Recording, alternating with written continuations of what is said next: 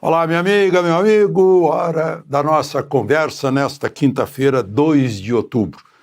Em 2 de outubro de 1930 começou a Revolução, lá no Rio Grande do Sul, e foi subindo, foi indo para o norte, até amarrar os cavalos no obelisco da Avenida Rio Branco. A Revolução que levou Getúlio Vargas ao poder. Ele não aceitou o resultado da eleição, disse que a eleição tinha sido fraudada. O candidato era Júlio Prestes, de São Paulo, e ele derrubou o presidente Washington Luiz e assumiu. Ficou até 1945.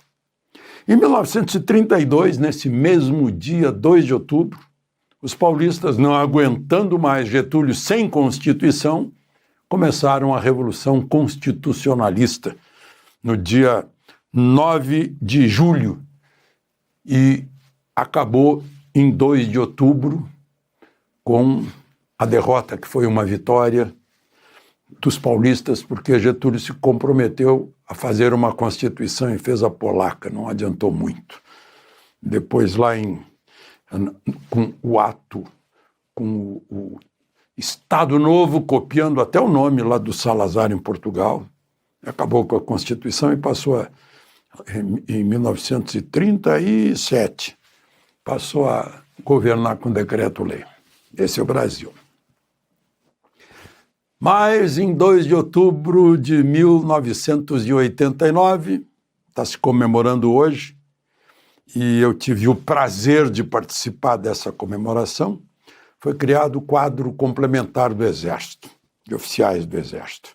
E hoje de manhã eu fiz uma palestra à distância na Escola de Saúde e quadro complementar do Exército de Salvador. Falei para os primeiros tenentes alunos. Foi um belíssimo encontro. São futuros oficiais que vão já no fim do ano, vão para as organizações militares, veterinária, enfermagem, contábeis, pessoal da intendência, comunicação social tinha lá também, né? Magistério, gente em matemática, línguas, né? Gente que já tem curso superior e prestou concurso. E agora estão se formando oficiais do quadro complementar. Foi um grande prazer estar com eles. Lembre-se de se inscrever e, ao final, de deixar o gostei ou não gostei.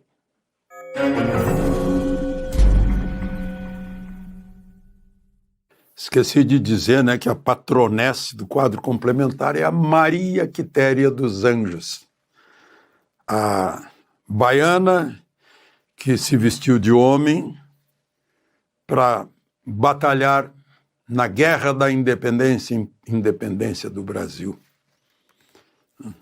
2 de julho, né? Porque a independência só foi concretizada depois, porque tropas portuguesas ainda estavam relutantes em sair do Brasil.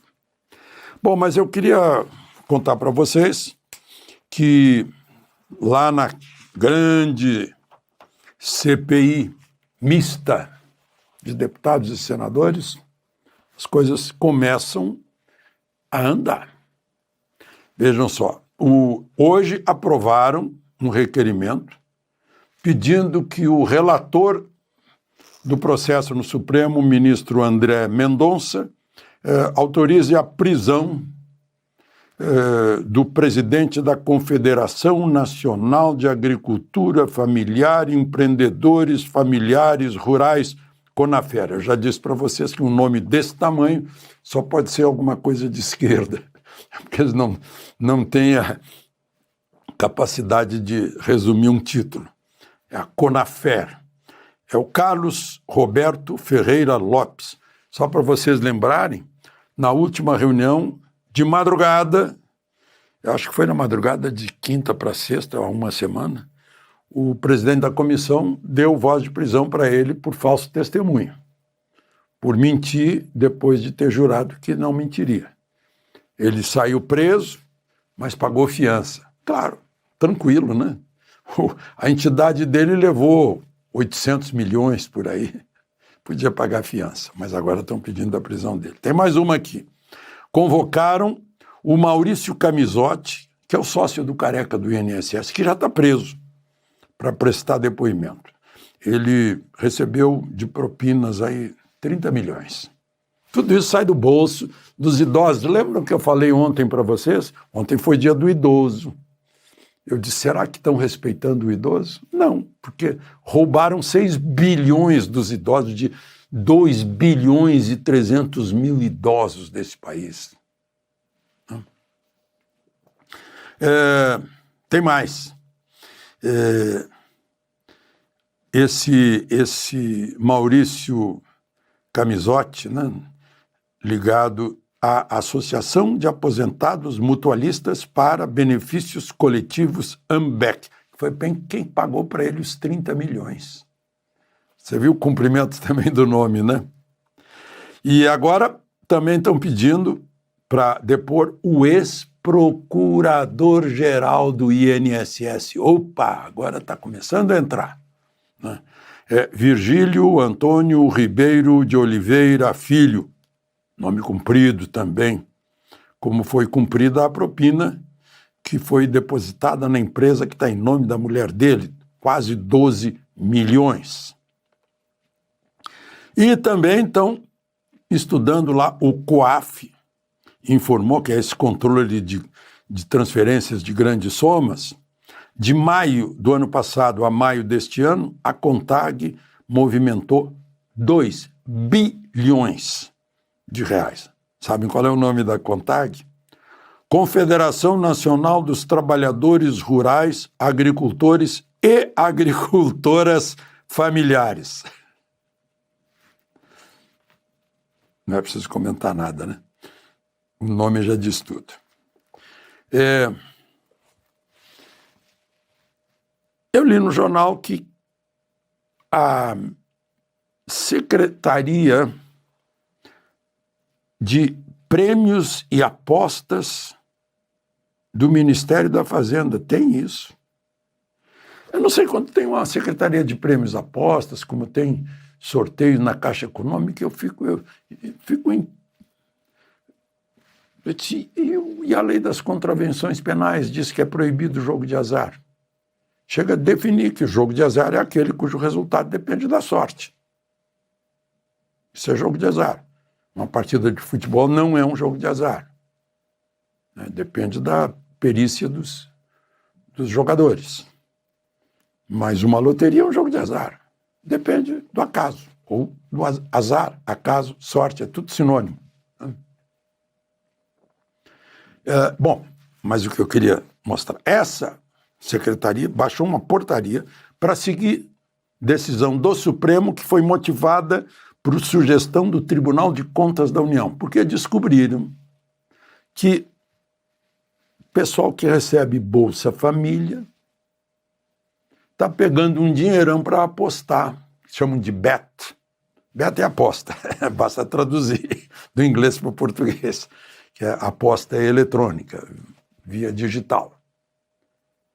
Gente, vocês se deram conta que quem está apostando o que ganha no Bolsa Família está jogando fora, né, o dinheiro do imposto de alguém que suou e trabalhou para pagar esse imposto. Cruzes. Olha o tamanho da injustiça. Alguém trabalha, sua e paga imposto. Esse imposto o governo pega e paga para o Bolsa Família, o bolsista. E o bolsista pega o dinheiro e aposta. E perde, claro. Porque apostar é a mesma coisa que jogar dinheiro fora. Eu nunca apostei, né? Portanto, nunca deixei de perder. Se eu nunca perdi é porque, então, ganhei, né? Agora, uma sugestão. O governo está impedindo essa portaria, está mandando que as empresas de apostas permitidas, embora a lei das contravenções penais Isso é Brasil.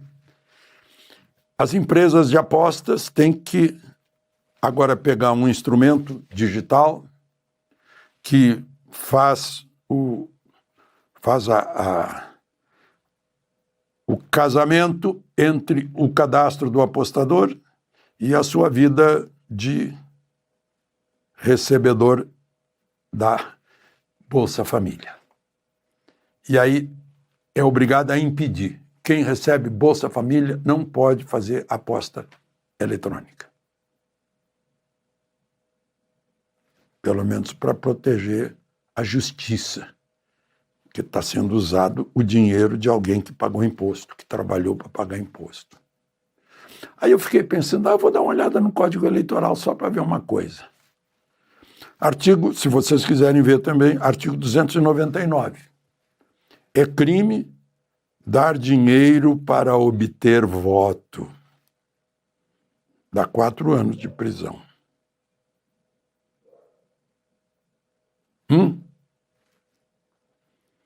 Não faz a gente pensar em muita coisa? E só para terminar, né, já que estou falando de imposto, a Câmara dos Deputados aprovou, e já foi para o Senado, a isenção de imposto de renda para quem ganha até 5 mil. Quer dizer que a pessoa que ganhava menos de 5 mil pagava imposto de renda? Que renda? Pagava imposto de renda. Ainda paga, né? Até que o Senado aprove, o presidente sancione e o Diário Oficial publique. É outra injustiça. Meu Deus do céu. Ontem eu mostrei, né, que uma canetada do ministro Moraes fez com que as pessoas em agosto tivessem que pagar de imposto sobre operações financeiras, aqueles que tomam um empréstimo, por exemplo, mais, ou seja, mais significa um acréscimo de 2,5 bilhões de IOF. Pois é, você trabalha e paga imposto, porque trabalhou porque ganhou mais de 5 mil. Aí você trabalha e compra um carro. Aí você paga imposto sobre o carro, o IPVA. Você trabalha e consegue comprar uma casa. Aí você paga imposto sobre a casa, né? O IPTU. Né? E assim vai. Aí você põe uma empresa, você produz, você dá emprego, você comercia, né? Aí você paga ISS, paga ICMS, paga IPI, paga o GPS, paga imposto de renda, né? Paga o imposto, contribuição sobre lucro líquido, contribuição social. Para que isso? Para sustentar os governos municipal, estadual, federal. Para que existem? Para prestar serviços públicos. Bons serviços públicos à altura dessa quantidade de imposto, de justiça, segurança pública, saúde, ensino.